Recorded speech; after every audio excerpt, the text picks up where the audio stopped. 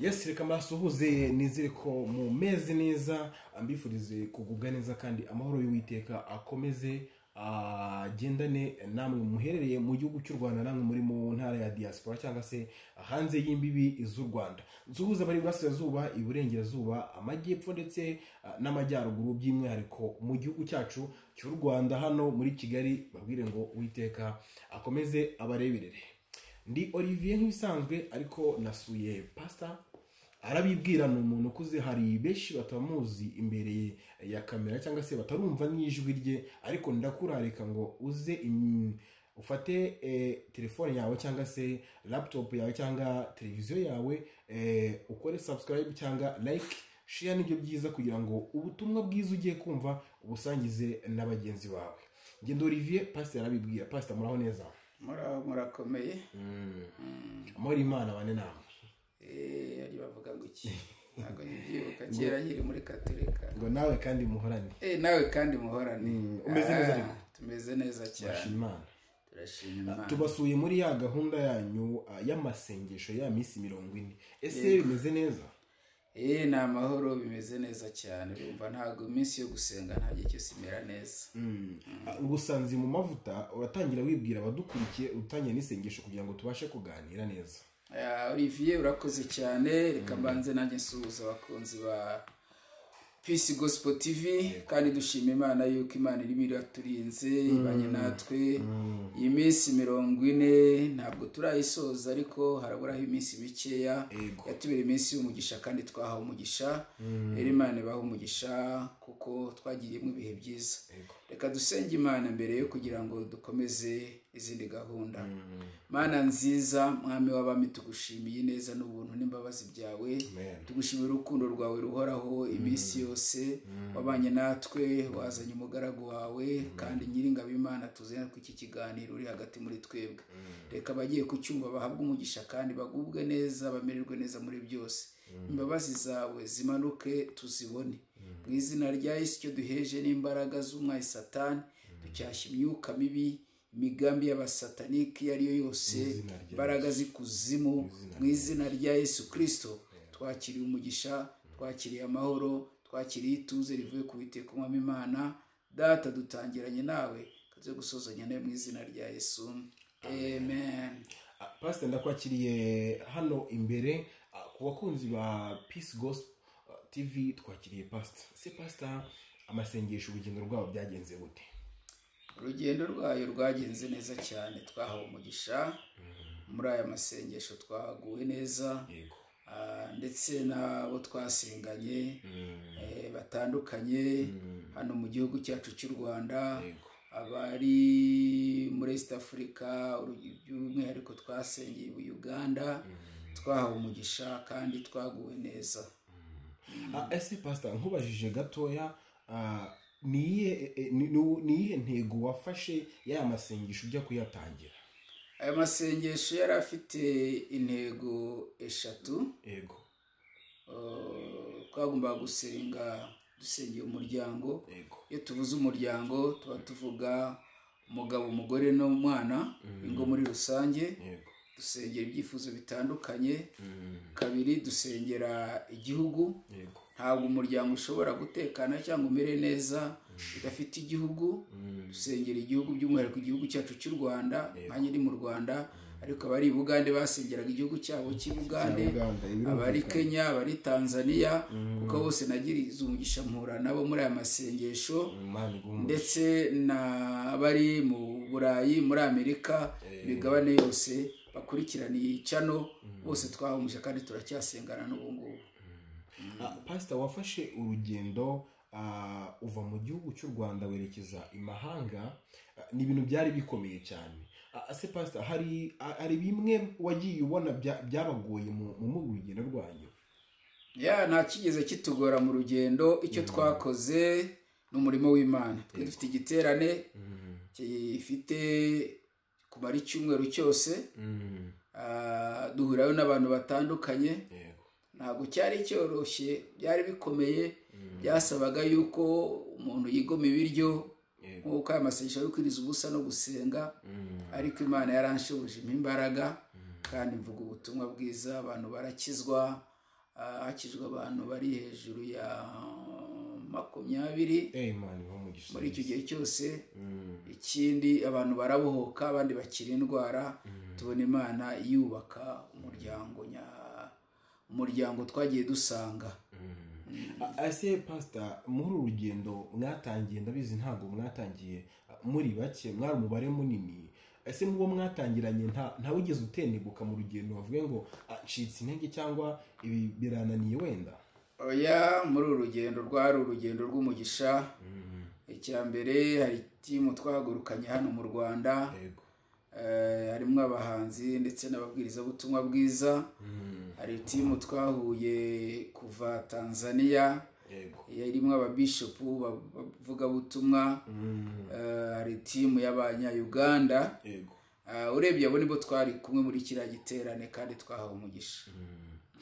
Ese pastor, ngarutse gato ku muryango, bura niho abantu bakunda gutanga ibyifuzo byinshi, kuko niho hantu hakunda kubamo ibibazo bituma tunatishuka tugacika intege mu rugendo, kubera ko inzira tuba twarafashe hari gitugeramo hagati tugabana n'ibisitaza byinshi ariko biturutse mu muryango. Ese pastor, hari abaguhaye ibyifuzo muri urugendo? Urakoze cyane. Nkuko nanone dutangira aya masengesho twari dufite izo ntego, kandi duhagarara mu cyanditswe kiri muri Zakariya ibice bya 8 umurongo wa 19. Haravuga ngo 8:10 ryavuga ngo Uwiteka Nyiringabo baravuga ati, kwiriza ubusa byo mu kwezi kwa 4 no mu kwa 5 no mu kwa 7 no mu kwa 10 bizabera b'inzu y'Ubuyuda iminsi y'umunezero n'ibyishimo n'iyibirori byiza cyane, ngo nuko nimukunde ukuri n'amahoro.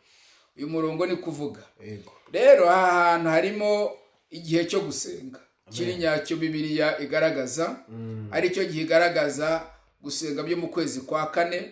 Nibwo twatangiye gutekereza aya masengesho, twanakoze n'ikiganiro none kubyerekeranye n'umuryango.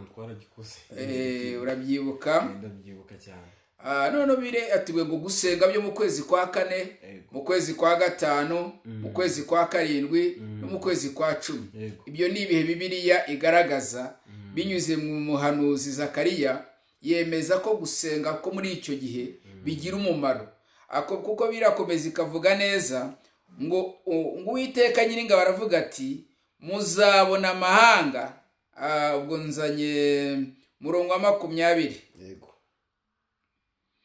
ngo Uwiteka Nyiringabo baravuga ati, muzabona amahanga azanye n'abaturage bo mu midugudu myinshi. Ngo kandi ngo abaturage bo mu midugudu umwe bazajya mu wundi bavuge bati, nimuze twihute dusabe Uwiteka umugisha, dushake Uwiteka Nyiringabo, bati natwe turajyayo.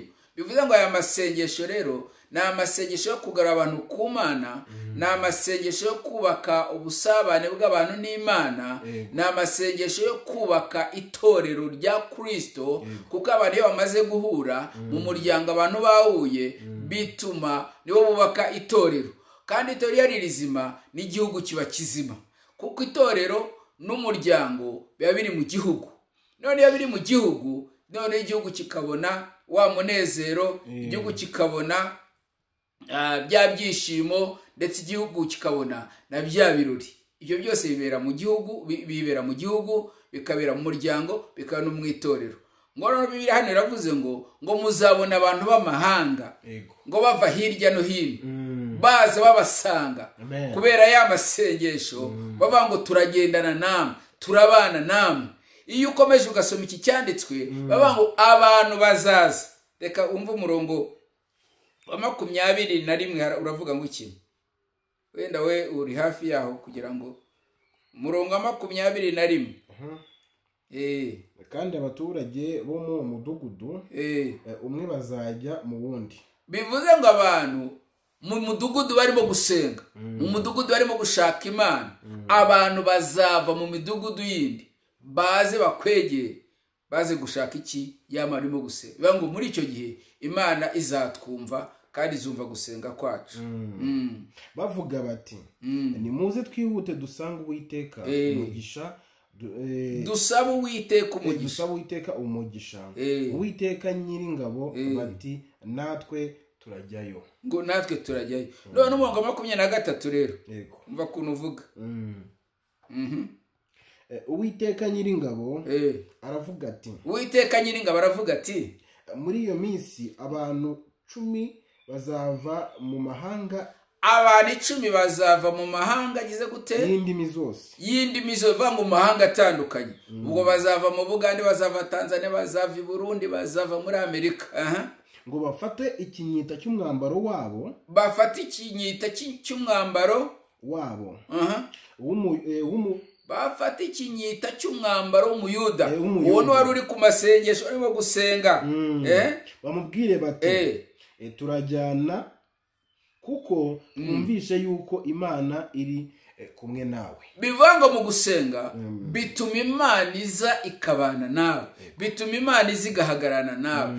Iyo nyungu yo gusenga ya mbere, usabana n'Imana, wegerana n'Imana, ubana n'Imana, ndetse n'abantu bakagusanga bakakwishimira, bakavuga tubonye Imana iri kumwe nawe. Bivanga muri aya masengesho tubonye Imana ibohora abantu. Muri aya maze tubonye Imana ikora ku bantu bari hirya no hino. Ukuva umuntu araguhamagaye, hari urugero, hari abantu baba bari bavanyamagabe, kumva umuntu wanyamagabe arampamagaye, sinavuye ko ngiye gusenga, ariko kumva umuntu wanyamagabe arampamagaye ngo sengera, mfite ikibazo kimeze gutya.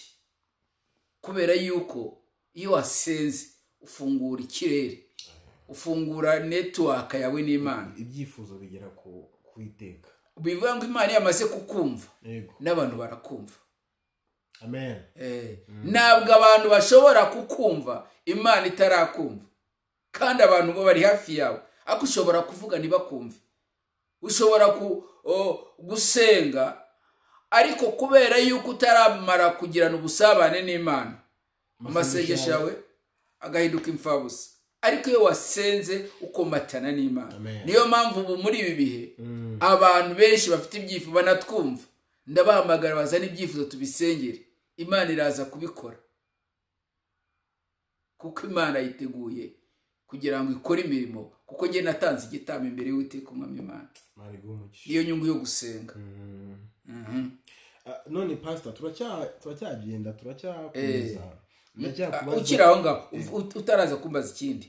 Ngo abantu bazava mu mahanga y'indimi zose, bafate ku kinyita cy'umwambaro, bafate ku mwitero, kubera yuko Imana bazabona Imana iri aho hafi, bumva Imana ikuriho.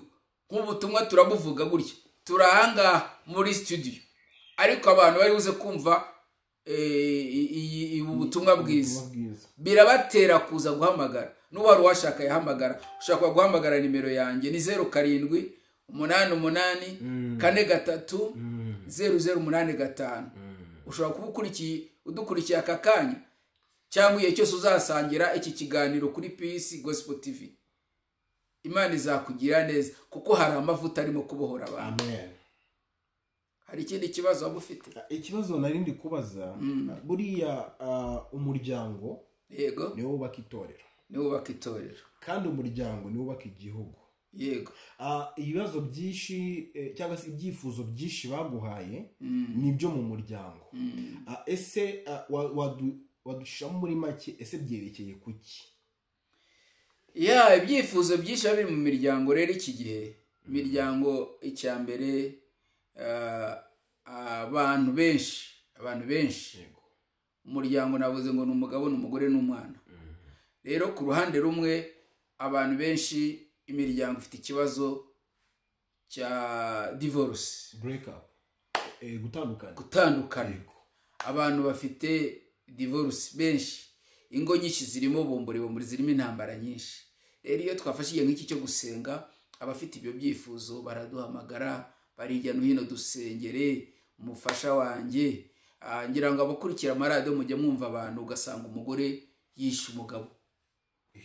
Ugasanga n'uyu munsi mu gitondo numvise kuri radiyo umugabo wishe umugore we. Bari aho ngaho. Rero Imana ikeneye abantu. Bibiliya iravuga muri Yesaya ibice 6 ngo ndatuma ninde wangenderera. Imana ikeneye abantu bashobora guhagarara mu cyuho kugira ngo basenge, kugira ngo batabaze ijuru, kugira ngo Imana irinde imiryango, kugira Imana irinde izo ngo, abagabo n'abagore babane neza mu mahoro, abana n'ababyeyi babane neza. Abana uyu munsi urabajyana mu mashuri bakajya kwiga, ariko bakakunanira, amafaranga urayafite, ishuri ryiza barimushakiye, ariko ugasanga abana bagiye kwiga bakajya kunywa ibiyobyabwenge. Rero dukeneye gusenga. Imana ikeneye abantu bahaguruka gusenga kugira ngo ikomeze yubaka umuryango, ikomeze yubaka igihugu, ikomeze yubaka itorero. Amen. Pastor, baguhaye ibyifuzo b'umuryango, njye niba ndi kubandaho cyane, njye nkunda umuryango, kuko umuryango niwo wubaka byose. Umuvugabutumwa aturutse mu rugo yishimye, nibwo abasha no kuvuga ibishimisha, cyangwa se akabasha gutamba, agatamba ariko bimuvuye ku mutima. Ubivuze neza cyane. Ubundi ubutumwa bwiza ntabwo dushimisha abantu, ahubwo ubutumwa bwiza dutega amatwi y'umwuka, tukumva ubushake bw'Imana, tugakora iby'Imana irimo kuvugana natwe. Imana ubwayo yitwoherereza abantu. Ndibuka mu minsi twari dufite amasengesho ku rusengero, noneho twari dufite amasengesho y'iminsi 40. Ndibuka twari turi mu minsi nka 20. Hari ururembo rw'abarangi, sinzi wenda benshi barabumva. Ni abantu basenga, bo bikitwa ko basenga, ariko mu by'ukuri bakoreshwa n'imyuka mibi. Ndabumva. Noneho turimo dusenga, haza umuntu umwe Imana imwohereza ku rusengero twarimo dusengera, ashaka kuvuga imbaraga z'abasengesho. Avuye mu barangi, ageze ku rusengero, araza, umwuka w'Imana, imbaraga z'Imana zimufatira aho ngaho. Zimaze kumufata, arabohoka, atangira ngo rega ngo turi benshi, dufite n'abandi. Iyo umuntu yasenze, imbaraga z'Imana ziba zamaze kuzamuka, network yayo igakora aho umwanzi arimo gukorera, ku buryo umuntu Imana ifiteho umugambi, Imana iravuga ngo abantu bazava mu mahanga atandukanye, baze bafate ku kinyita cy'umuyuda, bavuye ngo turajyana kuko twabonye Imana iri kumwe nawe. Nayo mubwira ngo uwo umwe yaraje, turamusengera, arangije aragenda azana abantu 8, bose bari barabaswe n'izo mbaraga z'abarangi. Turabasengera, barabohoka. Rero no muri aya masengesho turizera ko hari abantu barimo kubohoka batandukanye. Twabonye abantu babohoka mu gihugu cya Uganda, aho twari kuri icyo giterane. Abantu barabohoka, abantu bava hirya no hino, bumva ngo abakozi b'Imana bahashe. Nari mari nkanjye, nari nafashe n'umwe yo gusenga nsejya n'icyo giterane, ariko twari dufite bona bava nawe ko twese bava kuri Tanzania n'abandi bo mu Rwanda, ariko twabonye Imana ibohora abantu. Ndibuka nuko wenda ari kavido kamwe ngafite kuri phone. Pastor wari utuye arimo avuga ati iki giterane cyacu gifite umugisha, dufite umuntu wiyemeje kutarya, wavuye ku biryo, we ari ngewe. Muze abantu bava hirya no hino kugira ngo tugere gute, tubasengere, tubona Imana irimo irabohora. Rero nanga dufite ibyiringiro kandi benshi barimo kubohoka. N'ubu ngubu turaza gusoza dusengera abantu, tunabasaba baze kutwohereza ubutumwa bugufi, ibyifuzo byabo, turaye ngo tubasengere. Dushigaje iminsi 3 ya masengesho. Rero muri iyi minsi 3 turizera kubohoka kw'abantu bagiye batandukanye, bari hirya no hino, kandi Imana iraza kubagira neza binyuze muri iyi minsi yo gusenga mu izina rya Yesu Kristo. Amen. Pastor, none nkubajije, reka mbe mvuye ku muryango gato ariko ntabwo ngusize, mbaze mu itorero. Yego. Ese mu itorero abo mwabatije, mwumvishe ko hakijijwe benshi, mwumvishe ko ibyari byarababase, umwihariko wari nk'uwiki? Myinshi ni indwara zigiye zitandukanye, abo bagiye baroga. Hari umudamu umwe wari uhari, yaje, ndibuka ko njya gutaha yaramerekeje. Umugabo we yaraje, yumvishe ko ari igiterane. Ubundi iyo usenga, Imana ubwayo yizanira abantu bayo kugira ngo baze guhura n'izo mbaraga zayo. Kuko Imana ikorana n'abantu kandi inyuze mu bantu, nkuko shitani nawe anyura mu bantu. Shitani ashobora kuba yakukunyuraho, umuturanyi akakuroga, ariko Imana igaca ku mukozi w'Imana ikamutwara ahantu kugira ngo abantu baroze kuyashobore kubohoka. rero twabonye ndibuka ko umugabo we niwe wantwaye ahantu nari ngiye gufatira imodoka kugira ngo mfate imodoka niwe wantwaye kuri moto yego agenda ambwira twaranezerewe kurunazanye umugore amerewe nabi ariko akaba uyu munsi tugiye gutaha icyumweru kimwe gusa umuntu yari yamaze gukira rero tuba tubishimira Imana kandi nanone itorero iyo tuvuga umuryango urumva aho icyo gihe ndibuko umugore yari n'umwana n'umugabo bose barazana ariko umugore nawe ufite ikibazo rero umugore niwe warahumanyijwe uyu mugore bari baramuroze yego ariko icyo gihe dusengera umugore umwana waravuka n'umugabo nabwo ngo umugabo niwe wanzanye kuri moto ndimo ntaha rero nagira ngo nkubwire ngo ari iyo tuvuga umuryango burya igihugu tuba tukivuga tuba tuvuga itorero kuko itorero rigizwe n'imiryango myinshi noneho igihugu cyo kikagera cy'imiryango ibihumbi n'ibihumbi mu Rwanda niba tuba abanyarwanda tugera tumwe turasata miliyoni 14 miliyoni 14 ariko ushobora gusanga imiryango itageze no kuri miliyoni 5 ushobora gusanga sinzi mwaye n'abanyarwanda babyara hagati y'umwana umwe n'abana wenda n'abana 5 ubwo rero ushobora gusanga ufashe 14 miliyoni 14 ukagabanya gatatu byaba nka hafi 4 cyangwa 3 n'igice ubwo niho twasangira imiryango yo mu Rwanda twaye hagati ya miliyoni 3 na miliyoni 4 niyo miryango iri mu Rwanda rero iyo twasenze ya miryango ya mizima igihugu itorero kikaba rizima igihugu kikaba kizima amatorero aba ari menshi ubwo iminsi afunze ariko itorero ubundi Bibiliya ivuga 2 cyangwa 3 iyo bahuje bagasenga burya itorero bari ryavutse ase pastor buriya hari ikintu hari wihanganiye gato kuba nsa nk'ugukuye mu kiganiro turiho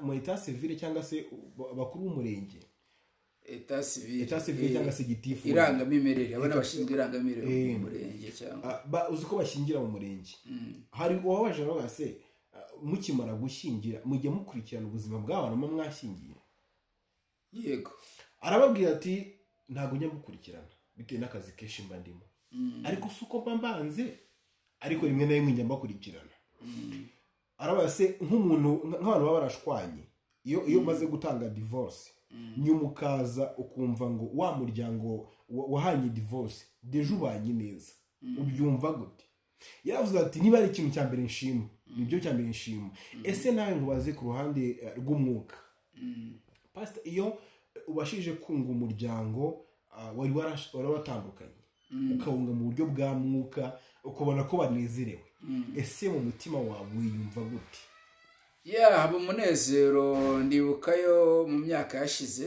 yego nabwo ni igitero nagiye gukora ahantu Uganda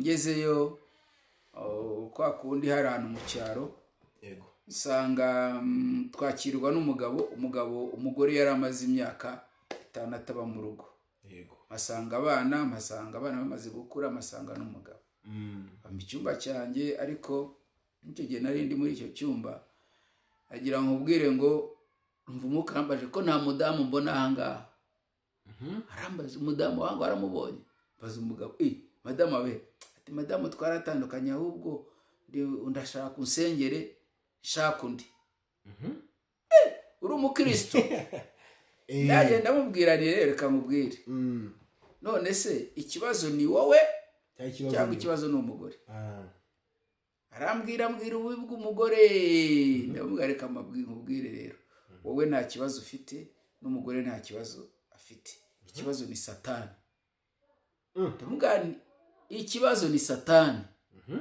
umugabo nta kibazo afite n'umugore reka dusenge Imana urenga umugore wawe agarutse se wamwemera ati aje rwose ngiye namwemera ariko naramucyuye ngende iwabo mubwira iwabo umugore ntiyagira gute yanga kugaruka arambwira ngo azishakira ndavuga hari impamvu Imana inzanye ahangaha abagenzi banjye babacumbikiye ahandi rero ngiye banzanye iwawe ngewe ndumva icyo nakora ngiye gusenga Imana umugore wawe agire gute agaruke ati bize birashoboka ntibirashoboka rwose kandi biremera twari dutangiye igiterane twari twahageze ariko cyumweru tuba kuzasoza ku kiri cyumweru ubwo twari ku cyumweru nimugoroba kuwa mbere. Yego. Ariko igitangaza Imana yakoze nuko kuwa gatatu umugore yaje muri cya giterane. Cya giterane nta gahunda yafitanye n'umugabo, nanjye sinari muzi, ntiyamwegera. Arangije nimugore ambwira ati uzi ko umugore yaje muri kiriya giterane? Ari hehe? Ambwira umwanya uri aho ngaho igiterane cyari kiri, atari kuri itorero kuko yamuse mu itorero. Ndavuga rero cyane ikibazo yuko wifata telefone umuhamagare aze mu rugo. Arayifata aramuhamagara. Ngo byari bigeze nko kwa kane gutyo. Arangije araza, ndicarana nabo, ndavuga dusenge Imana. Umugabo araje ati ni wa mugore wanjye. Imana iramuzanye ngoma mu mashyi. Ni ure waje mu rugo. Imana yambwiye ko ugomba kuba muri urugo rwawe kandi urugo n'urwawe. Ntarubye mwabana bangahe? 5. None se urugo nibishime kurwamo. Ati umugabo yarananije. Ndavuga ntago umugabo yakunanije. Umugabo nawe yambwiye ko umugore amunanije, ariko namenye ko ari Satani. Mukunda Satani cyangwa mukunda Imana? Ati dukunda Imana, bamujye nanza no mu gusenga n'itorya. Ndavuga none se ndumva amavuta yatuma wongera kugaruka muri urugo. Imana ikoreje muri urugo waruzamo. Ari Imana nabyemeye, ariko umugabo ntago nanjye. Ndabwira umugabo Imana igaruye umugore wamwakira. Ati namwakira. Umugore Imana ikugaruye urugo waruzamo. Ese kugaruye bose sanga nta kibazo. None reka dusenge. None buri wese atekereze ku bana. Mwebwe murakuze, umugabo afite nk'imyaka 50, umugore afite nka 40 gutyo n'indi. Mwebwe mushikaje igihe gitoya. Uyu mwuka uzagera ku bana banyu, kandi abana banyu nabo bazasanga babaho gutya. Icyabafasha rero twe kikadufasha nuko mwagaruka mukabana, n'abana bakabigiraho, n'abana bakanezererwa. Noneho ngewe nari naraganiriye mu cyagishekeshe, naganiriye n'umukobwa we. Arambwira ngiye ntago nzashaka. Kubera iki? Arambwira ngewe ntago nashaka ngusige papa gutya. Papa ntawe yanze kongera gushaka undi mugore. Kandi musiganga papa zabo umwana yarambarangije kaminuza yari mukuru. Kumva ari mukuru. Urumva nsanga afite igikomere cy'ababyeyi. Noneho nanjye mwuka w'Imana mbona uburyo nshobora kubunga.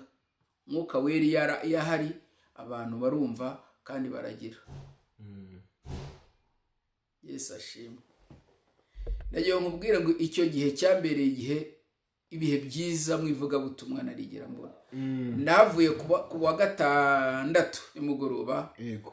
Mama aragaruka ku cyumweru tujya gusenga, dushimira Imana. Umugabo yaje mu rugo n'umugore we, tujyana gusenga bari kumwe. Abantu barababona, barabyibazaho. Ndababwira ngo nta kindi cyari cyanzanye, ahubwo nari nazanywe n'iki? Nuko nari nazanywe no kugira ngo uyu muryango wongere ubane. Abantu barabohoka, ababyeyi bongera kwihanirana. Icyo gihe umwuka w'Imana amanukaho, ababyeyi bongera kwihanirana n'abagabo ku bagore babo, n'uba batari bafite abo ngabo bose bongera kumenya yuko Imana ikunda umuryango, kandi Imana igiye ita ku muryango. Kandi umuryango muzima niryo torero rizima, umuryango muzima nicyo gihugu duturamo tukagubwa neza. Se muri urugendo watangiye, hari igihe nk'umugore akugezaho icyifuzo, nk'umudamu mu rugo cyangwa umubyeyi, akubwira ati rero pastor mu rugo iwanjye bimeze nabi. Gute rero ati njye buriya nubwo nsenga ariko umugabo wanjye ntagakijijwe, ambuza ibi n'ibi. Ese hari imiryango imwe n'imwe mwagiye musengera deje ikabasha gukunda? Kuko hari umuntu kuri ubu ngubu, impamvu mwaje ikibazo, hariho umuntu kuri ubu ngubu uvuga ati ntacyo nakora kugira ngo umuntu wanjye ahinduke. Nyine wumva yuko yihebye byarangiye. Hari imiryango imwe n'imwe mwagiye mubasha kugarura ku Iteka ku buryo yongera guhura ikongera kuba umwe? Uyu murimo nkumazemo imyaka irenga 20 Yego. Rero ingo zongeye kubakwa, abagabo bagarutse, abagabo bahunze amago yabo bakagaruka mu mago yabo, abagore bongeye kubaka ingo zari zigiye gusenyuka. ntabwo twamenya umubare wabo. Ubundi buriya itorero yego ikintu cy'ingenzi cyane mu itorero, tubonye itorero ryubaka ingo. Ubundi buriya urugo kugira ngo rukomere rugomba kuba rufite Imana. Ubundi urugo ni umushinga w'Imana. Rero umushinga w'Imana bisaba Imana kugira ngo ibe mu mushinga wayo. Igihe Imana itari mu mushinga wayo, bivuze ngo wa mushinga management yawe ntabwo igenda neza, isubira inyuma. Satani nawe araza nawe agakoramo umushinga we, agashyiramo imigabane, nawe agashyiramo imigabane. Kandi urugo ni umugabo n'umugore n'abana n'Imana yabo. Danyabe ngo abazi Imana bazakomera. Urugo rufite Imana rurakomera. Urugo rufite Imana ntabwo rusaba umunyu. Urugo rufite Imana nta ubukene bwinjiramo. Urugo rufite Imana abana ntabwo babirara. Urugo rufite Imana ntabwo abagore bahukana. Urugo rufite Imana ntabwo abagabo bagira gute bahukana. Urugo rufite Imana ntabwo habamo za divorce. Urugo rufite Imana nta bukene bubamo. Urugo rufite Imana ruba rufitemo ubuzima. Ahari Imana ho ubuzima. Niyo mpamvu n'uyu munsi ndasenga mvuga ngo wowe ufite urugo rufite rurimo bombori egera Imana, kuko umushinga Imana irashaka umushinga wawe ugira gute wunguka. Rero Imana kunguka k'umushinga w'Imana nuko Imana ibigurimo. Ubundi umugabo n'umugore nibo bamanajya bagomba guhuza kandi bagahuriza hamwe mu rukundo. Ku minsi 40 wari warihaye y'amasengesho igiye kugera ku musozo wayo. Ndabura iminsi 3 gusa. Uri kubura iminsi 3 yonyine.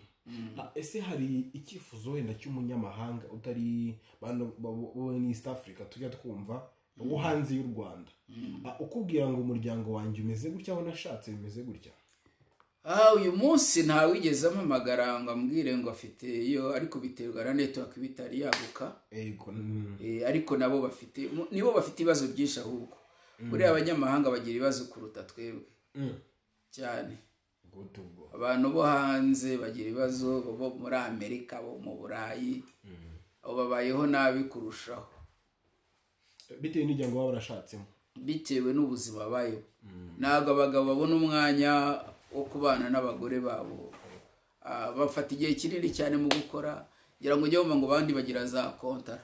Benshi nabo ushobora kuba mvugana uyu munsi hari abafite kontara zenda kurangira, kandi wenda ntasubiriwa muri Afurika, arashaje naza kubona undi. Niyo mpamvu ujye wumva abanyaburayi bo iyo umugabo yashaje bamutwara mu kigo kizabarera cyangwa n'iki bazapfiramo, ariko zigupfu ziguzapfa. Dushima Imana yuko uyu minsi ababyeyi bacu turabegera, ngira ngo mbwire n'abanyarwanda cyangwa bari bumva ururimi rw'ikinyarwanda bari hose, umubyeyi wawe ntazakure ngo mujyane mu kigo cyo kumurera. Yarakureze urakura, none ageze igihe imbaraga zibaye nkeya, uravuze ngo reka mujyane mu kigo bazamureramo. Ngo nukumureresha, ukujya kureresha umubyeyi wawe wakagombye ubundi icyo wibye nicyo usarura. Umubyeyi yarakureze urakura, uriga, arakwishyurira. Rero icyo wakamuhembye ni uko ugomba kumurera. Ubwo ndabwira ko mushajisha neza. Ubwo ndabwira abana na ba nyirabukwe, ndabwira abana na ba sebukwe, ndabwira mbese buri wese umaze gukura, ndetse n'ababyeyi bamaze gukura. Abana banyu mukeneye kubaha keya nk'uko ababyeyi bagaha abana babo keya za mbese ukishyura. Mu yandi magambo ntabwo wabona icyo wishyura umubyeyi wakubyaye. Sinzi niba uranyemera kukubaza ikibazo gisa nk'ari icya-nyuma. Sinzi niba na mugifite umwanya nabwo mwatwemerera. Uyu mwanya turawufite umwanya urahari. Ikindi kibazo ngiye kubabaza, muri hangana ko ndi kubacaringinga ho gatoya cyangwa se gusa nk'ubabanye mu gatoya. Ese amarozi mujya mwumva mu itorero cyangwa se na mu bakristo banyu, ese aterwa nabo hagati mu miryango cyangwa ni nabava hanze y'imiryango cyangwa bava hanze y'itorero? Murakoze cyane. Hanze y'itorero uyo twebwe tuba mu itorero amasaha makeya. Yego. Amasaha menshi tuyamara mu miryango mu baturanyi. Rero ubundi buriya nta muntu wabura umukristo ngo ajye no kuroga, ahubwo abantu baba bari hirya, abantu bari inyuma y'itorero bashaka kuroga abantu bo mu itorero. birashoboka. nabo mu itorero bajya barogana se? Uwo mu itorero ubwo ntabwo ari abakristo. Umukristo nyamukristo ntabwo yagera mu barozi, ntabwo wajya ku Mana ngo ugere mu barozi. Twebwe twizera Imana ibifite byose. Ahubwo reka nguhe urugero, buriya twebwe dufite imbaraga ziruta iz'abarozi. Ndabyemera cyane. None iyo mpamvu rero umukristo ntabwo yaroga, ahubwo umuntu utaraba umukristo cyangwa se ubirimo atabirimo, uwo ngoye Imana iby'Imana byanze abona bisa nko byanze gukora, akajya gushakisha ibyo mu barozi, agashaka izindi mbaraga. Uzanumva ngo hari n'abakozi b'Imana bakoresha imbaraga z'abarozi. Ariko jewe namenye Imana ku buryo nta mbaraga z'umurozi zishobora kugira icyo zigira gute zakora ku mbaraga z'Imana. Ibishoboka. Ubwo nawe dusuye inyuma gato, ubushatse kumbwira yuko mu itorero habamo ibice birenze 2. Ntabwo ibice biba byinshi byo mu itorero. Tumwe no ku mazi. Ntibari abakeneye mu buzima. Ntabwo ibice mu itorero bari igice kimwe cy'abakurikiye Kristo. Ubundi itorero ribamo abantu babita baba bameze nka hari abaturanyi ni abantu bati iruhande rw'itorero, haraza kubera ko adafite ahandi hantu bari kujya, haraza kujya aze kwirebera, babita indorerezi. Zibaho rero, hari abamwita ariko ari indorerezi, we ntabwo ari umunyetorero. Nuko ari hafi y'itorero, nuko afite umuntu yaje kurebamo, hari umusore waje kuramo inkumi, hari inkumi yaje kuramo umusore, hari n'abamuturanyi mubi ashobora kuba iruhande rw'itorero akaza mu itorero. Abo rero bashobora kugira ibintu bibi bakorera abantu bo mu itorero, ariko ntabwo bivuga ko ari abanyitorero. Yego. Kabiri, hari abantu bagitangira kuba bamaze gukizwa, bagifata iby'isi n'ibyo mwito byose bakabihuza, batarashobora kubivangura. Abo nabo turabagira mu itorero, bakijandajara mu by'itorero. Ugasanga iby'itorero abifite percentage ntoya, ahubwo ibyo hanze aracyafitemo pourcentage nini. Tubujya mu itorero, iby'itorero aba mu itorero cyangwa iby'itorero ari uko ari mu rusengero, ariko yamara kurenga umuryango w'itorero akaba nk'abandi bose. Ubundi mu itorero ni ahantu. Ubundi gukizwa, ushobora kuba gukizwa n'iki? Gukizwa ni ijambo, biva ku ijambo bita metanoia. Metanoia ni nko guhindura icyerekezo. Niba najyaga iburasirazuba hajya iburengerazuba. Ruvuga ngo iyo wakijijwe neza, ubavuye muri cya cyerekezo twavukiyemo ukajya mu cyerekezo cy'abana b'Imana. Niba kuvuka ubwa kabiri, waravutse bwa mbere, ubyarwa n'ababyeyi bawe, mama na papa barakubyara, bagutwita barakubyara, ariko uvukana icyaha twebwe muri Katolika twakitaye icyaha cy'inkomoko. Ariko ni hose mu giti cyaha cy'inkomoko. Uraza ni cy'inkomoko cyane karani icyaha cyo kwa Adamu, kuko buri wese ni cy'inkomoko nyine. Adamu na Eva bamaze gucumura, icyo cyaha cyaje mu muntu. Uvutse wese avukana icyo cyaha. None bivuga ngo hari Adamu wa mbere na Adamu wa kabiri. Adamu wa mbere ni uri wakoze icyaha, Adamu wa kabiri ni ukuraho ibyaha. N'ubuvutse bushyashya. Niyo mpamvu tuvuga ngo umuntu avutse bwa kabiri. Indirimbo bumvaga bayirimba ngo Adamu wa mbere, Adamu wa kabiri. Nkaririmba gutyo mu mujyi ariko ntazi ikisobanuro. Adamu wa mbere ni wakoze icyaha, Adamu wa kabiri ni wadupfiriye kugira ngo icyaha kituveho. Yego. Ubwo rero niba muri bya torero ririmo wa muntu wa mbere aje indeberezi, undi aracyari umwana mu gakiza, nibwo akivuka bwa kabiri, nibwo akigera mu rusengero. Ngo biroroshye kuba ashaka ko yari umurozi akaba atarihana ngo biroza bireke. Ariko umuntu wakijijwe ntabwo yaroga, umuntu wakijijwe ntabwo yajya mu barozi, mu bapfumu. Iyo wakijijwe wizera imbaraga z'Imana ishoboye byose, ukizera ko umukozi nakurambikaho ikiganza mu izina rya Yesu ukira ukaba muzima, kandi ko kugakira. Niyo mpamvu rero umuntu wese tuba tumukangurira iki? Tumukangurira gukizwa akamaramaza. Navuze rya jambo ngo guhindukira, ukaba mu yandi magambo wari uri mu rupfu ubaye ugiye mu buzima, mu buzima buhoraho cyangwa ubugingo buzahoraho. Buriya twebwe ntabwo umukristo, umuntu amenye Kristo ntabwo apfa. muramenye Kristo arasinzira ahubwo arimuka no kwimuka ava n'ubwo ngo muri iyi si ifatika. None se ntabwo urumva ngo kanaka yitabye Imana yararwariye ariko ni bose babivuga uretse wumve yararwariye muri Faisal umurambo bazawushyingura Rusororo. Bivuga ngo umuntu wese arimwe abantu babiri, kanaka yitabye Imana umurambo uzajya Rusororo, wa undi witaba Imana ari ukishijwe yitaba Imana, undi aciye yitaba Imana, ari umurozi yitaba Imana, ari umujura yitaba Imana, n'ukora byiza yitaba, bose bitaba Imana. Ariko twageze imbere y'Imana ntabwo tujya hamwe. Bivuga ngo twitabye Imana kuko yaduhamagaye, igihe wari ufite kuri isi kirarangiye. Bivuze ngo noneho rero wowe umaze wa wundi witabye Imana, wa wundi wari uri Faisal akapfa, ntabwo witaba Imana si wa Rusororo. Ese nyihanganire gato ndacyabaza byinshi, niko kazi kanye munyihanganire. Ariko tuguma aho ngaho kugira ngo abantu babanze basobanukirwe mbere kuyo mbaze tumenye ngo umuntu yavutse bwa kabiri, hari umuntu wa kera hari n'umuntu mushya. Babanga wavutse bwa kabiri bari ibyaremwe bishya, ubwo rero wundi ni uzabona Imana. Ariko noneho na wundi azaza imbere y'Imana, ariko Bibiliya avuga ngo bamwe ngo azarobanura intama mu ihene.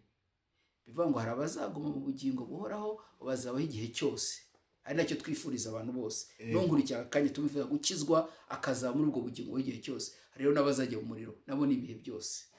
Nagarukira aho ngaho. Nabyo nacyagenda muri uwo mujyo hari nk'amasomo tujya twiga ya Bibiliya avuga ngo hari uburyo Imana ihana umuntu akiri mu buzima ubu tubona, ikagukegura muri make, ikakwereka inzira mbi uri gucamo kugira ngo uce mu nzira nzima. Ese ibyo bintu bibaho? Njye ntabwo mbyemera gutyo, ahubwo biriya munabona ntabwo ari Imana ibagwa, ahubwo ni ingaruka z'icyaha. Ariko ziboneka icyo gihe ingaruka z'icyaha zikagaragara ku maso y'abantu, cyangwa zikagaragara mu ntambara urimo kunyuramo. Ni ingaruka z'icyaha izo ngizo, sibyo? Noneho hakabaho ubundi ntabwo Imana, ahubwo twebwe turihana. Uvuze guhanwa n'Imana, twebwe ubundi turihana, tumenya ko twakosheje, tumenya ko twakoze ibyaha, tukajya imbere y'Imana tukatura ibyaha byacu, Imana ikatubabarira. Ariko icyo nari nkubajije, ntabwo umuntu amenya ko yakoze icyaha atarabona ingaruka y'icyo cyaha. Ingaruka nyine y'icyaha niyo mpamvu ushobora kuvuga ngo umuntu yibye kandi warangiza agasaba Imana imbabazi, warangiza akamujyana amageregere. Icya gifungo se buriya iriya ni ingaruka y'icyaha yarakoze. Ugasanga igihugu cyarakwizeye kiguha inshingano, ejo bundi wariye ruswa, baragufashe, baravuga ngo iminsi y'umujura ni 40, ariko bashaka kugufata ari umunsi wa mbere bakakwirukana ku kazi. Iyo si yo ngaruka y'icyaha se? Si cyo wavugaga ingaruka y'icyaha? Ukoze nabi, uribye uri mu kazi barakwirukanye, uribye uri mu kazi bakujyanye amageregere. Iyo ni ingaruka y'icyaha. Ariko none rero hari kuba nawe ukwihana ubwawe. Ni wowe n'Imana yawe. Mana naribye, Mana narasambanye, Mana nakoze ibi nibi, Mana mbabarira. Imana iravuga mwana wanjye ndakubabariye. Imana ikakubabarira yo. Imana ntabwo ikujyana amageregere. Njye cyiza cyayo. Imana yo cyiza cyayo. None se hari icyo bita kwatura? Kwatura. Yego. Hari abaturira imbere y'Imana, hari abaturira imbere y'umushumba cyangwa se y'umupadiri. Ariko hari n'abaturira bagenzi babo. Imbere y'umupadiri harya baratura baricuza. Nese kwicuza se nko kwatura? Biratandukanye. Kwatura ni ukuvuga icyo wakoze ugahabwa imbabazi n'Imana. Sibyo? Bibiliya iravuga ngo uretse dusoma igitabo cyo mu Baroma, sibyo? Igitabo cy'Abaroma kugira ngo burya ibintu bisobanuye uko byumva biratugora gusobanura ko ikintu cyumva, ariko bisobanuye ikintu uko Bibiliya kivuga biradufasha, birafasha cyane. biravuga ngo Abaroma ibice 10 umurongo w'9 ngo niwatuza akanwa kawe yuko Yesu ari umwami, ukizera mu mutima wawe yuko Imana yamuzuye, yego uzagera uzakizwa. Murongo wa 10 ngo kuko umutima ari w'umuntu yizeza akabarwaho gukiranuka, kandi akanwa akaba ariko yatuza agakizwa. Ibiro bitandukanye no kugira gute kwa padiri kwagira gute kwatura kwicuza rero uyu munsi reka mubwire urugero. Kwicuza no kuvuga ngo iyo niga nkagera kaminuza, amafaranga yo kwiga yari ahari, ishuri waribonye, ariko urangije ubivamo wanga kwiga. no kwicuza ntuzi kwicuza ari bita iyo mba naragiye kwiga kaminuza uyu munsi nanjye ndicuza ko ntize kaminuza kandi ari mfite ubushobozi. Kwicuza nacyo ni icyaha. Kwicuza ni icyaha. Kandi kwa padiri bicuza. Kwa padiri bicuza gute? Wenda urugero bicuza gute? Ndicuza ko nibye, ndicuza ko nasambanye nk'Imana ikaba. Ndicuza. Yewe nabayeho mu Katolika. Ariko kwatura no kujya imbere y'umuntu bati no padiri ahubwo ngo Imana irakubabariye. None se ko watubwira ngo twaturire abo twahemukiye babashe kutubabarira? Ibyo ngibyo ni muri gacaca. Oya, muri gacaca ho uragenda ukagira gute? Ntabwo ugenda kwicuza. Kwicuza ubundi ni ingaruka z'icyaha waguyemo, cyangwa ingaruka z'ubuzima bubi ubayemo kubera ko wavuye mu murongo nyakuri wagomba kugenderamo. Ko ndi kumva iyo turabyinjamo cyane dore impamvu. Ariko kwihana ni ukureka, nibaga sinzongera kwiba. Tujya ngaho urugero. Ariko kwicuza waragiye kwiba baguca akaboko. Pastor tuvuge ntabwo. Iyo urebye ko kakaboko kacitse uhita wicuza yo ntajya kwiba bafite amaboko abiri nk'abandi. Aho se pastor. Usi inyuma gatoya. Ugiye kumbwira tuvuge urugero. Ntago ndi umurozi wenda. Tugiye mu indi topic ariko ntacyo bitwaye nabizi. Ariko nyine iri muri amasengesho yawe. Kuko niyo turi gusesenguramo. Abantu bagomba kwihana, ntago bagomba kwicuza. Ese pastor tuvuge narakurogiye na nk'umwana ari muri condition mbi hafi no yo kumwica. Ese nzajya imbere ya y'Imana mvuge ngo Mana mbabare nakoze ibi nibi cyangwa nzakuzaho mubwira ati pastor rero uburyo umwana wanjye ninjye wamugize gutya ariko umbabarire. Aho kwicuza kuzima ni hehe? Kwihana kuzima ni hehe? Kwicuza nyine ni ukuvuga ngo umwana wa kanaka namuhoye iki. Yewe kwicuza no kwihana n'ibintu bitandukanye. Nzajya kwihanira mu rusengero cyangwa nzaza kukwihanira aho nkubwire ngo nagukoreye iki mbabarira. Aho ngaho ugira ngo ubohoke mu mutima wawe ubundi. Nyine kubohoka Imana ubundi yibabarira ibyaha. Oya, kubohoka niko kubabarira. Kubohoka rero niko kubabarirwa. Reka nkubwire kubohoka. Kubohoka ni imbaraga z'umwijima zaguteye gukora icyo cyaha. Bitandukanye rero n'ibikorwa wakoze, kuko izo mbaraga zo zikomeza kukugendaho, zikomeza kugendana nawe. Niyo mpamvu uyu munsi uriba bakagufata bakagukubita, ejo ukajya kwa muganga ukarwara ugakira, ejo ukongera ukagaruka kwiba, kuko nawe wibye ariko ni umwuka ukuriho. Niyo mpamvu kubohoka rero rubohoka kuri wa mwuka. Urumva? Erega hari ugukora igikorwa, ariko hari impamvu ituma igikorwa ugikora. Rero iyo dusenga Imana twe turwana n'imbaraga. Biraba ngo nimukirana n'abafite inyama n'amaraso, ahubwo mukira hari imyuka mibi. Hari imyuka ibiri ahantu, hari imyuka ibiri mu bantu, imyuka igenda mu bantu. Iyo niyo tuba duhanganye nayo, niyo igutera gukora ibyo ngibyo. Ubu n'uyu munsi iyo dusenga tuba turwana n'iyo myuka. Niyo mpamvu n'uzumva iki kiganiro ashobora kukibohokeramo. Amen. mbere mu myaka ibyiza kuri YouTube ibi igihe cyose ubuzima burakomeza buhoraho. Rero ndiza nashidikanya yuko ndashaka ko ikiganiro dusa nkaho kibayemo kirekiremo gatoya, ariko byari ngombwa. Rero dusenga twinginga Imana, dushakisha Imana kugiye bohora abantu bayo.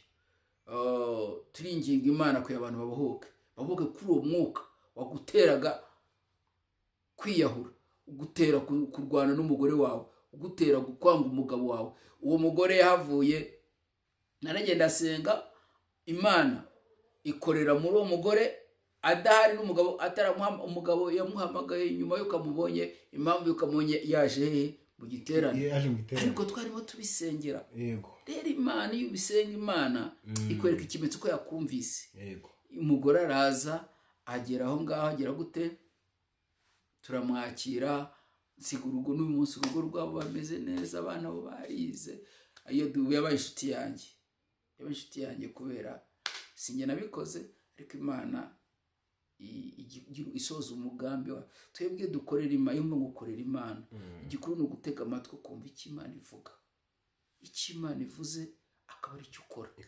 Imana iraza igakora, ikabohora abantu bakabohoka, ikaca imigozi ya za karande, ikubaka amago yari yananiwe kubaka. Hari abantu tujya dusengera nk'umuntu agatwita inda ikamara imyaka 2, ariko ugasenga Imana muri amasengesho, umuntu akabyara nyuma y'imyaka, umwana akavuka ari muzima, kubera hari imyuka yaramufasha.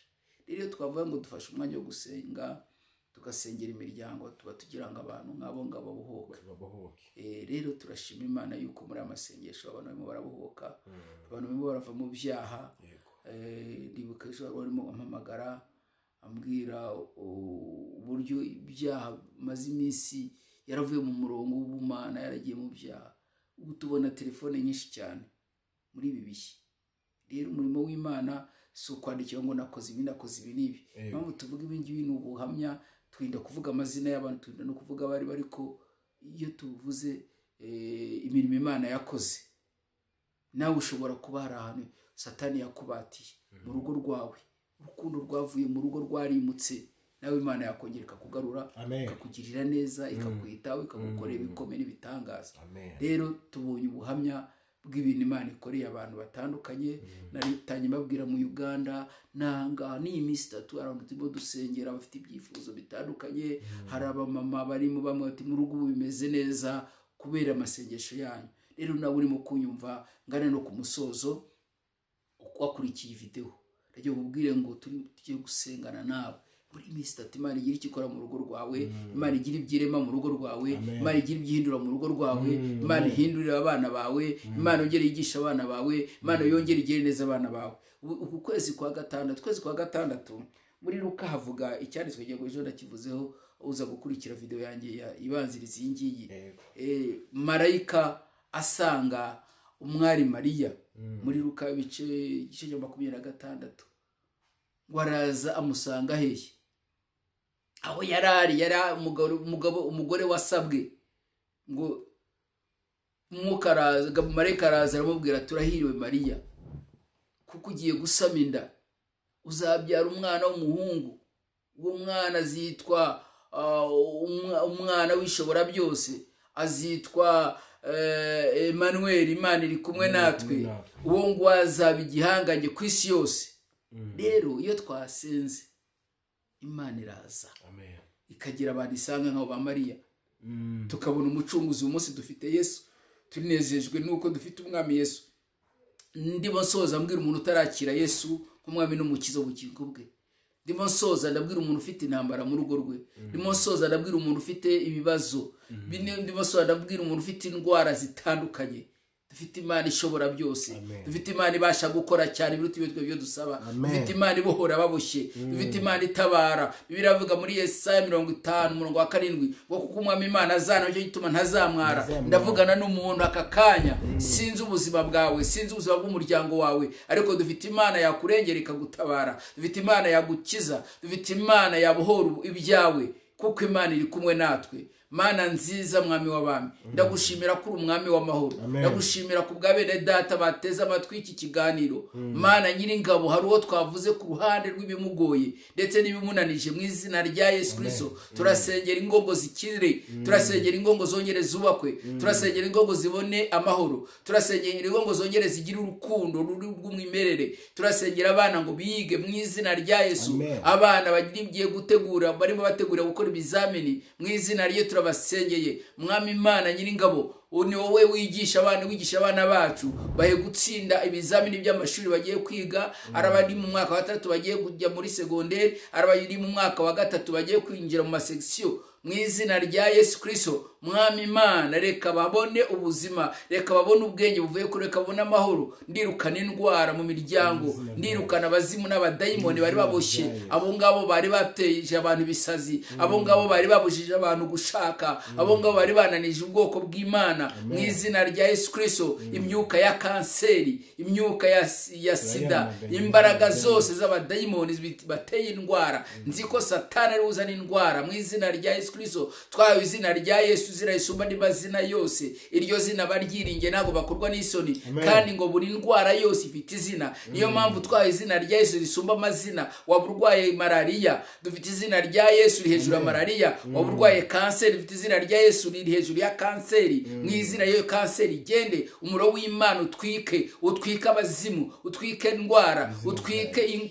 intambara n'impagarara mu izina rya Yesu dusenga Mana reka imiryango yongera iterere yongera ibona amahoro yongera ugira urukundo kandi mwami Imana babone ubukene bukigiye bugaruka mu miryango yabo mu izina rya Yesu wari ukennye wari ushonje wari wirukamwe mu nzu mu izina rya Yesu mwami umuha amahoro kandi umuhe kwaguka kandi umuha gutura kandi umuhe inzu yo kubamwo mu izina rya Yesu Kristo mwami Imana abaremejwe n'ubukode Mana niwo utanga amafaranga wa amafaranga karuza bashyira mazu yabo mu izina rya Yesu ndongera gusenga Mana senga ngo buri wese aho ari yose arimo kunyumva muha amahoro muri umutima muhe ibyiringiro muhe imbaraga muhe gukomezwa muhe kwaguka reka abantu bagaruke mu nzu yawe reka abantu bagaruke mu nsengero reka abantu bo kwitwaza gusengero zarafunze bakajya mu byaha Mana nzi neza yuko nagusengero zose zikinze izikinguye zikeneye abazijyamo ndazisegeye mu izina rya Yesu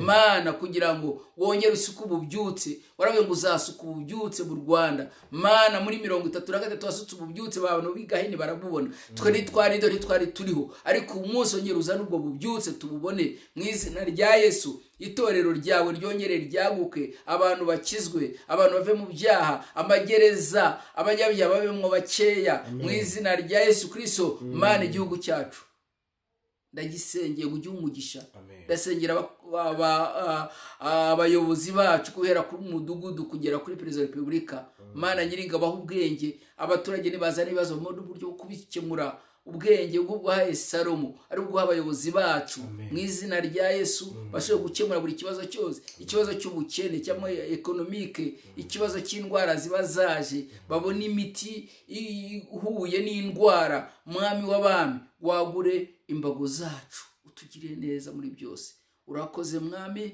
umugisha Olivier umugisha kikigana bagiye kukira bose mu izina rya Yesu babone kugirirwa neza kuvuye ahera hawe urakoze Yesu urakoze mwami Imana ko ari ubuhamya bwinshi bugiye gusohoka kubw'iki kiganiro mu izina rya Kristo maze byose mbyizera amina amen pastor urakoze cyane ndimo ndasoza natanga telefone yanjye kubwira amazina ni Pastor John Karimbanyi kuri channel ya PC Gospel TV dutambutse ubutumwa ahantu hatandukanye ku maradiyo ku masoko mu nsengero abantu bose bahawe umugisha rero ushobora kumpamagara kuri telefone 0788 430085 kandi iki kiganiro nukibona ushobora kucyohereza mugenzi wawe ukadushyigikira ifashe ikiganiro ukacyohereza mugenzi wawe udushyigikiye kandi ndongera kubibutsa ngo mujye mudushyigikira kugira ngo twaguke tubone amakamera meza mudushyigikire kuko iyo mudushyigikira mushyigikiye iki kiganiro kandi mushyigikiye Imana yaduhamagaye Imana ibahe umugisha kandi bagire neza ibyifuzo byanyu turabitegereje mbasezeraho ngira ngo na Brother Olivier nawe Imana ihumugisha buri wese warudukurikiye. Njye mbibutse gukora subscribe, like, share ndetse na comment. Ikiza andika muri comment icyifuzo cyawe.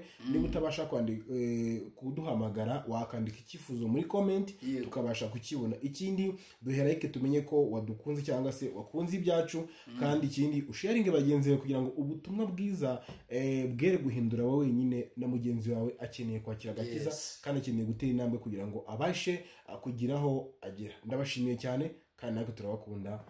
Guhorana amahoro y'Imana. Amen. Turabakunda cyane.